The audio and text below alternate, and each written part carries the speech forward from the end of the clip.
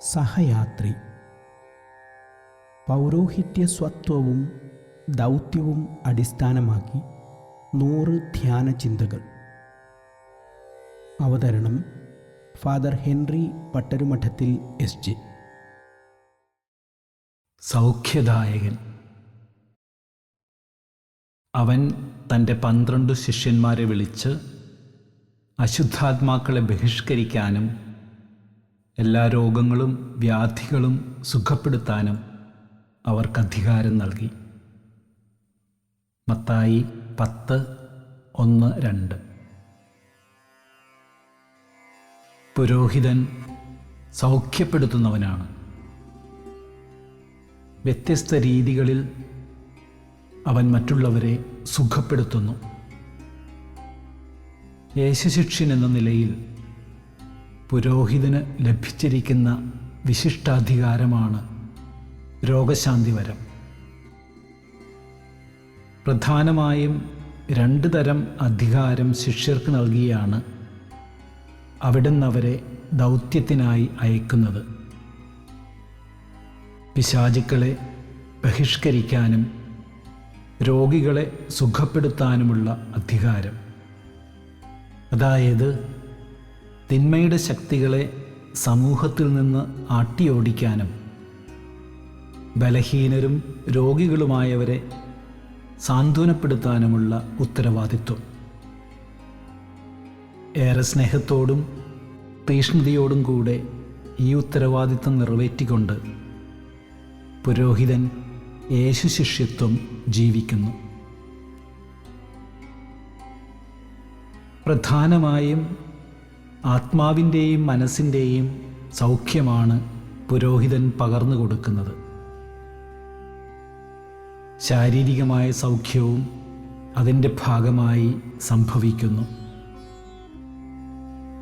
അസ്വസ്ഥതയും അശാന്തിയും അസുഖവും ബാധിച്ച നിരവധി ആളുകൾ ദിവസവും പുരോഹിതനെ തേടിയെത്തുന്നു.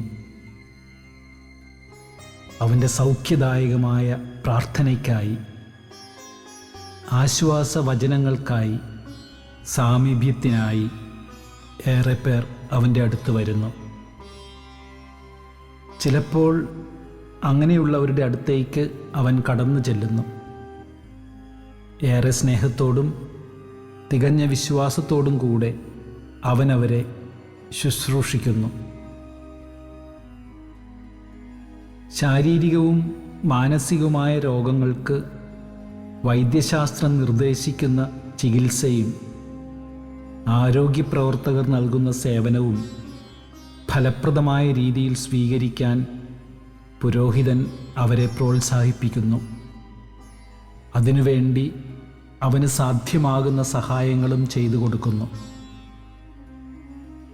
അതോടൊപ്പം രോഗാവസ്ഥ രോഗിയിലും അയാളുടെ പ്രിയപ്പെട്ടവരിലും വരുത്തുന്ന ആത്മീയവും മാനസികവുമായ സമ്മർദ്ദങ്ങൾ നേരിടാൻ അവൻ അവരെ സഹായിക്കുന്നു.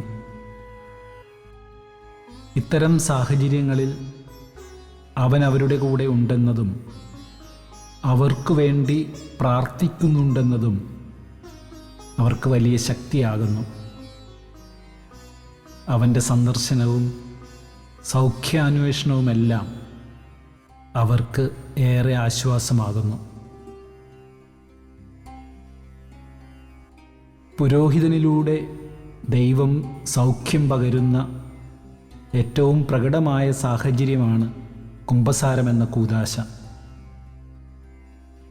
ആത്മാവിനും മനസ്സിനുമേറ്റ മുറിവുകളുമായി പാപമോചനത്തിനണയുന്ന സഹോദരങ്ങളെ പുരോഹിതൻ കരുണയോടും സ്നേഹത്തോടും കൂടെ സ്വീകരിച്ച് നാഥൻ്റെ നാമത്തിൽ അവർക്ക് പാപമോചനം നൽകി ആത്മാവിൻ്റെ മുറിവുണക്കി സൗഖ്യം നൽകുന്നു.